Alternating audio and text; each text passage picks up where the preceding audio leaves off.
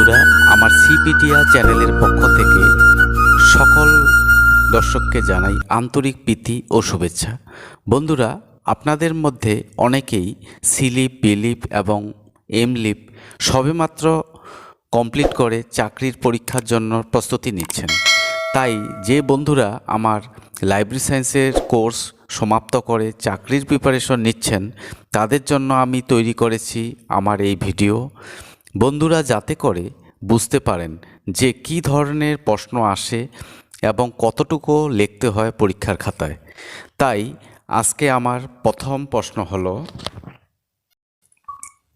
Line by line budget কাকে বলে? উত্তরটি হবে, এই ধরনের বাজেটে অতীতের সঙ্গে তুলনা করে হুবহু প্রতিটি খাতে ব্যয় বরাদ্দ করা হয়। কেবলমাত্র বাজার দর হিসাবে প্রতি বছর 5% কিংবা 10% প্রতি বছর বাড়ানো হয়। তাই লাইন বাই লাইন বাজেট হলো এমন একটি বাজেট যেটি অতীতের সঙ্গে তুলনা করে একইভাবে পরের বছরও তৈরি করা হয়। কেবলমাত্র পার্সেন্টেজ হিসাবে 5% কিংবা 10% প্রতি বছর শুধু এই ধরনের বাজেটে বাড়ানো হয়ে থাকে। পরবর্তী কোশ্চেনটি, শূন্য বাজেট কাকে বলে? উত্তরটি হবে, এই ধরনের বাজেটে পিপিবিএস অর্থাৎ প্ল্যানিং, প্রোগ্রামিং, বাজেটিং সিস্টেম এর উপর নির্ভর করে গড়ে ওঠে। এই ধরনের বাজেটে অতীতের কোনো কার্যকলাপ ধরা পড়ে না।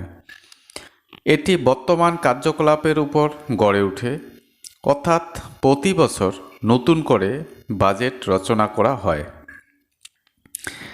এই শূন্য বাজেটে অতীতের কোনো কার্যকলাপকে ধরা হয় না, এটি বর্তমান কার্যকলাপের উপরেই গড়ে ওঠে, অর্থাৎ প্রতি বছর নতুন করে এই ধরনের বাজেটগুলি তৈরি করা হয়। পরবর্তী কোশ্চেনটি, আলগা সমাবেশ কাকে বলে? উত্তরটি হবে, যখন দুই বা ততোধিক মূল বিষয় এবং যৌগিক বিষয় একত্রে জোট বাঁধে এবং একটি নতুন বিষয়ের জন্ম হয়, কিন্তু তাদের নিজস্ব সত্তা হারায় না, তাকে আলগা সমাবেশ বলে। যেমন এখানে ফিজিক্স এবং chemistry, difference between physics and chemistry, অর্থাৎ এখানে দুইটি বিষয় জোট বেঁধেছে, একটি নতুন বিষয়ের জন্ম হয়েছে ফিজিক্স অ্যান্ড কেমিস্ট্রি, কিন্তু ফিজিক্স এবং কেমিস্ট্রি তাদের নিজস্ব সত্তাকে হারায়নি, এটাই এখানে আলগা সমাবেশ বলা হয়েছে। পরবর্তী কোশ্চেনটি, মূল বিষয় কাকে বলে? উত্তরটি হবে, মূল বিষয় হলো এমন একটি বিষয় যার নিজের থেকে বিষয় হবার যোগ্যতা থাকে, এর সঙ্গে কোনো খণ্ডচিন্তা যুক্ত থাকে না। যেমন গণিত, রসায়ন, এই বিষয়গুলি একটি মাত্র ধারণাকে সঙ্গে নিয়ে বিষয় গঠন করে। এই মূল বিষয়টি নিজেই বিষয় হওয়ার যোগ্যতা রাখে। যেমন গণিত এবং রসায়ন, এরা হচ্ছে মূল বিষয়, এই বিষয়গুলি একটি মাত্র ধারণাকে সঙ্গে নিয়েই বিষয় গঠন করে থাকে, এটি হলো মূল বিষয়।